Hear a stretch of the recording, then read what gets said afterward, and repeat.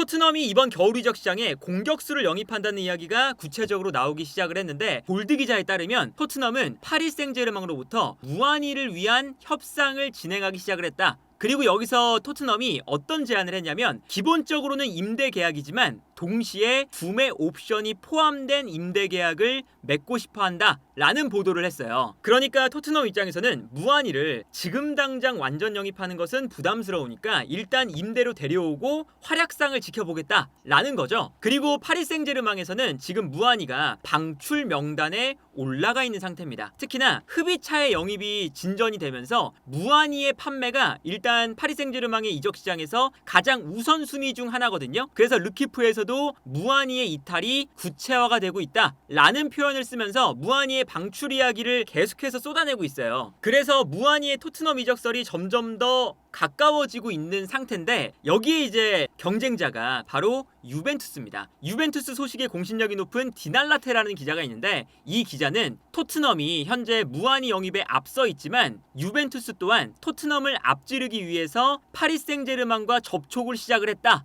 그리고 유벤투스도 마찬가지로 시즌이 끝날 때까지 무한이를 임대하기 위해서 계약을 진행하고 있다. 그리고 만약에 토트넘을 앞지르기 위해서는 무한이의 바이아웃 조항이 6천만 유로래요. 이 6천만 유로를 계약 조항에 삽입하는 것도 생각을 하고 있다. 6천만 유로면 907억 정도 되는 금액이거든요. 그러니까 유벤투스는 토트넘과 무한이의 이야기가 진전이 되고 있으니까 본인들이 협상에서 우위를 가져가기 위해서 우리가 완전 영입을 하게 된다면 6천만 유로, 900억 가량의 금액을 내는 조항까지 포함하겠다 라는 입장인 거죠. 하지만 유벤투스의 이런 이야기에도 불구하고 일단 무한이의 임대에 가장 가까운 팀은 토트넘으로 보이거든요. 근데 토트넘의 전술에 과연 무한이가 잘 맞을까? 이걸 생각을 해봐야 되겠죠. 그러니까 무한이가 파리 생제르맹에서는 완전히 뒷전으로 밀려나 있는 상태예요. 그러니까 어느 정도로 밀려나 있냐면, 하무스가 이번 시즌 초반에 큰 부상을 당해서 전반기 내내 제외가 됐었잖아요.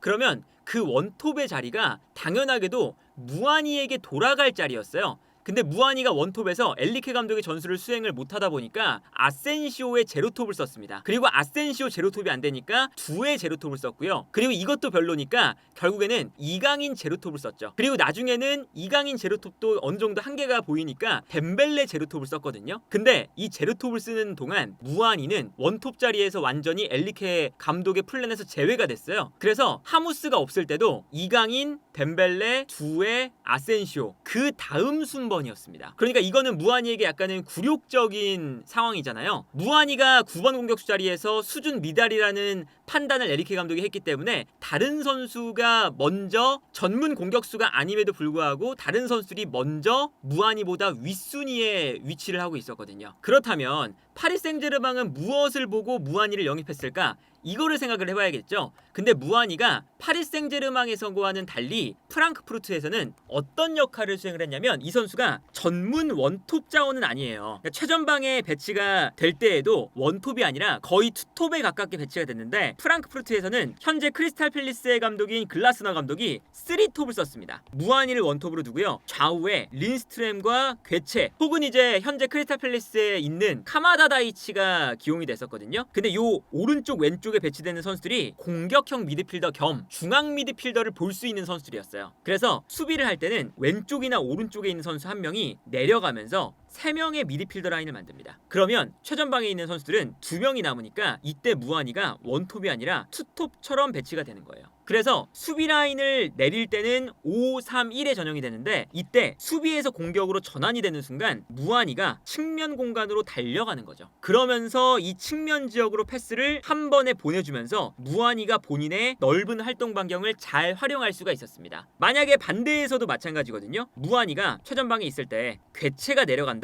라고 했을 때는 이렇게 미드필더 라인이 형성이 될 때 무한이가 투톱 중에 오른쪽에 있다가 오른쪽 라인으로 돌아뛰는 이런 장면을 보여줬습니다. 이런 장면을 많이 보여줬어요. 그러니까 무한이가 전통적인 원톱보다는 약간은 세컨드 스트라이커 내지는 측면과 중앙을 오가는 플레이를 많이 하는 스트라이커에 속해요. 그래서 이 선수는 원톱 자리에서 등을 지고 버틴다거나 전형적인 9번 공격수의 역할을 원하면서 활동 반경을 좁혀주면 오히려 잘 못하거든요. 그래서 무한이가 한창 좋았을 때, 프랑크푸르트에서의 활동 반경을 보면 이번 시즌에는 리그왕에서 무아니의 활동 반경이 중앙 지역에 확실하게 쏠려 있습니다. 그런데 리그왕으로 넘어오기 전에 프랑크푸르트에서의 무아니의 활동 반경을 보면 중앙 지역에만 있는 게 아니라 왼쪽, 오른쪽, 그리고 내려와서 볼을 받는 빈도도 굉장히 많죠. 경기장 전체의 히트맵이 형성이 되어 있거든요. 예를 들어 이 장면을 보면요, 이게 프랑크푸르트 시절의 무아니의 플레이인데, 무아니가 최전방 공격수 자리에 있고요, 좌우에 2명의 공격형 미드필더가 있습니다.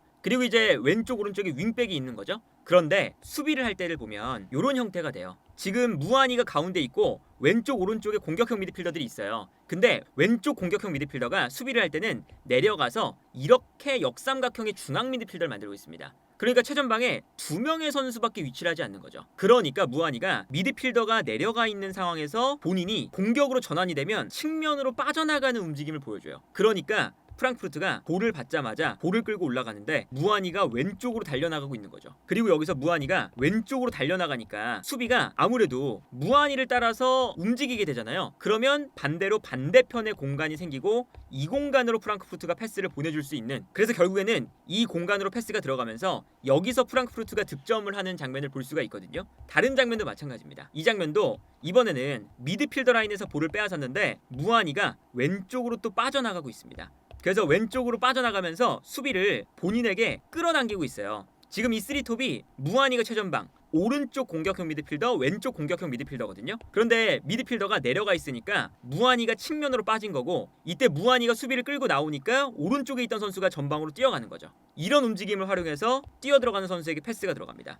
그리고 이 선수에게 패스가 들어가면서 수비가 다시금 측면으로 끌려 나가니까 무아니가 왼쪽으로 나왔다가 이 공간을 보고 다시금 뛰어갑니다. 무아니는 기본적으로 이렇게 활동 반경이 굉장히 넓고 본인의 스피드와 탄력을 이용하는 스타일이거든요. 그래서 이 다음 장면을 보면 수비가 반대편으로 끌려갔을 때 무아니는 비어있는 공간으로 침투, 이 공간으로 패스가 들어가는 순간 무아니에게 좋은 공격 찬스가 나오겠죠. 그래서 결국에는 무아니가 이 장면도 마찬가지인데 3명의 공격수 라인에서 미드필더가 어느 공간으로 내려가느냐에 따라서 측면으로 빠지는 역할을 계속해서 맡았었습니다. 그래서 무아니가 기본적으로는 굉장히 다재다능한 선수에 속해요. 그러니까 자칫 잘못하면 이도저도 아니다라는 평가를 받을 수가 있죠. 파리 생제르맹에서처럼. 그런데 이 선수가 그냥 경기장 여러 곳을 돌아다니게 만들면 이 선수가 측면으로도 빠져줄 수 있고 중앙에서도 설 수가 있고 내려올 수도 있고 스피드도 빠르고 등등등등 여러 가지 역할을 수행할 수가 있는 거거든요. 그래서 예를 들면 이 장면도 마찬가지인데요. 3톱일 때 오른쪽 미드필더가 내려갔다가 올라가니까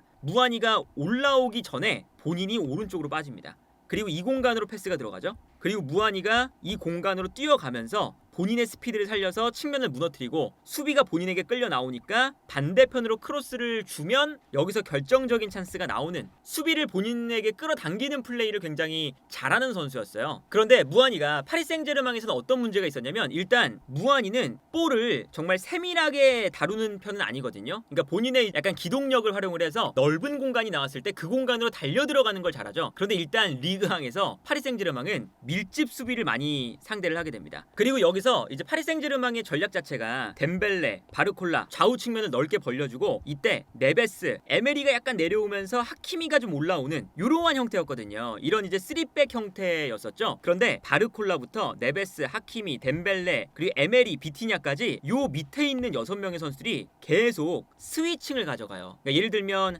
하키미가 측면으로 돌면 덴벨레가 가운데로 들어오고, 네베스가 약간 측면으로 빠지면 바르콜라가 가운데로 좀 들어올 수도 있고, 아니면 네베스가 내려올 때는 비티냐가 올라가고, 이런 식이거든요. 근데 여기서 최전방 공격수의 역할은 아무래도 이선 라인의 이러한 스위칭 작업이 많이 나오면 최전방에서 버텨주면서 볼을 받아줘야 이선 자원들에게 볼을 떨어뜨려주면서 세컨드 찬스, 그러니까 이 스위칭을 하는 의미가 생기겠죠. 이선 자원들이 기본적으로 좋은 팀이기 때문에 최전방 공격수가 이선 자원들을 좀 살려주는 연계 플레이를 굉장히 잘했어야 돼요. 그러다 보니까 지난 시즌에 하무스에게 자연스럽게 무아니가 밀리게 된 게, 하무스는 무아니보다는 조금 더 전통적인 9번에 가까우면서 버텨주고 내주는 플레이를 잘하거든요. 근데 무아니는 전형적으로 등을 쥐고 버티는 플레이를 잘하는 편이 아니었던 거죠. 그러다 보니까 토트넘의 전술에서 과연 이 무한이가 어디에 활용될까를 생각을 했을 때는 사실 이 솔랑키의 백업 자원으로 활용이 될 가능성이 높고요. 쿨루셉스키나 손흥민 이 좌우 측면 공격수 자리에는 그렇게 무한이가 잘 어울리지 않을 수가 있거든요. 그러니까 무한이가 좌우 측면을 볼 수 있다지 좌우 측면을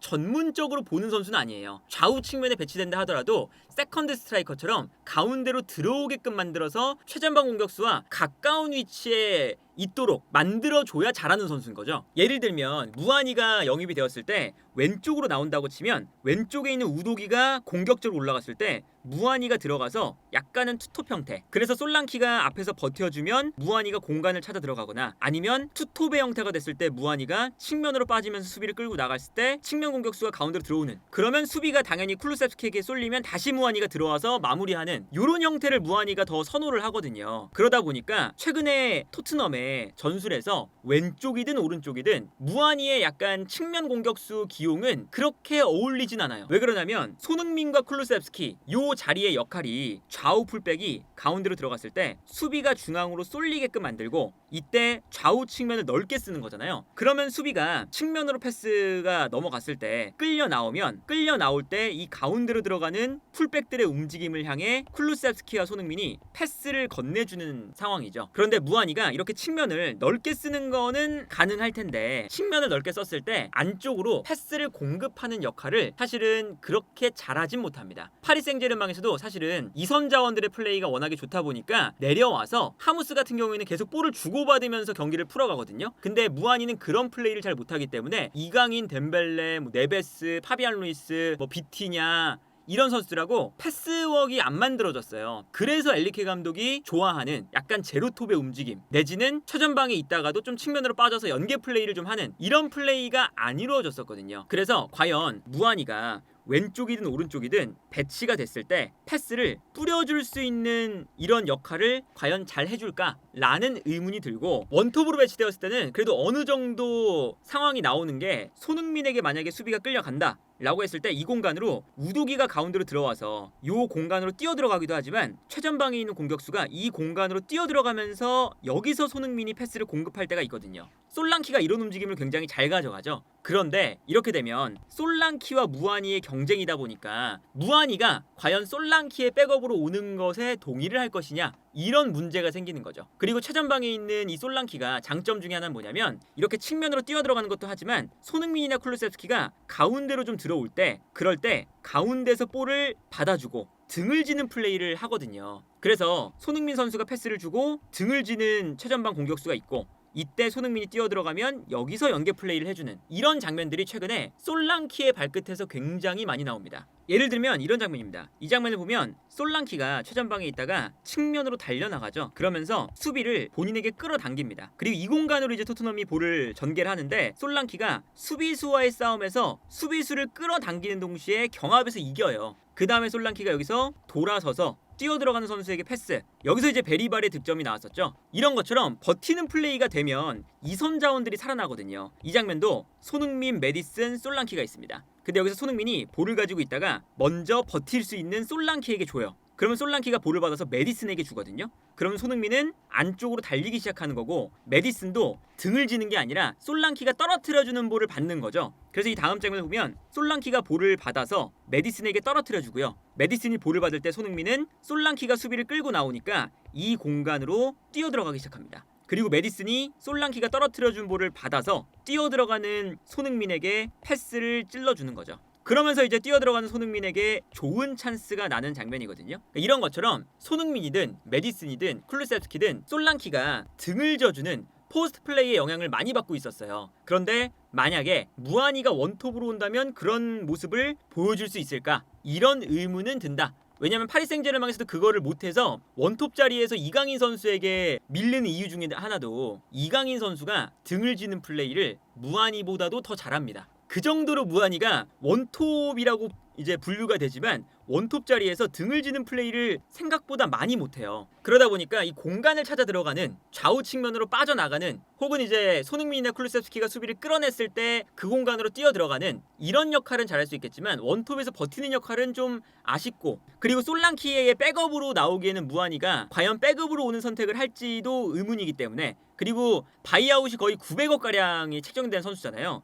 그러다 보니까 만약에 무한이가 영입이 된다면 솔랑키랑 투톱처럼 배치가 되는 이런 전술을 기대해 볼 수가 있겠죠. 그러면 물론 이제 공격형 미드필더가 없는 조금 더 극단적인 전술이긴 하지만 우독이나 포로처럼 풀백들이 안으로 들어오면서 수비를 중앙에 밀집을 시킵니다. 그러면 이때 쿨루세프스키와 손흥민이 수비를 끌어당기는 순간 이 공간으로 풀백이 뛰어가기도 하지만 무한이나 솔랑키가 좌우로 퍼지면서 이 공간을 향해 뛰어들어가는 그리고 이러한 플레이를 무한이가 애초에 잘하기 때문에 측면으로 뛰어들어가는 움직임을 더 보여줄 수 있지 않을까. 아니면 솔랑키가 중앙에서 중심을 잡아주고 무한이가 왼쪽이든 오른쪽이든 계속 빠져나가는 플레이를 하면서 손흥민과 쿨루세프스키가 만들어준 요 공간들을 노리는 요런 전술로 간다면 무한이도 충분히 좋은 퍼포먼스를 보여줄 수 있는 선수다. 하지만 이렇게 투톱 형태로 가게 된다면 미드필더 한 자리를 없애는 거니까 과연 포스테콜루 감독이 이런 선택을 할지는 좀 의문이 들고요. 어쨌든 이 무한이의 특성 자체가 일단 완전한 원톱, 완전한 측면 공격수 혹은 뭐 플레이메이커 이런 게 아니기 때문에 과연 지금 토트넘의 전술에 잘 맞을지는 의문이 드는 상황인데 일단 토트넘이 임대 가능성을 열어둔 거니까 그리고 토트넘이 가장 무한이에게 근접해 있다고 알려져 있으니까 이 임대 계약이 어떻게 흘러갈지는 조금 더 지켜봐야 되지 않을까 싶습니다.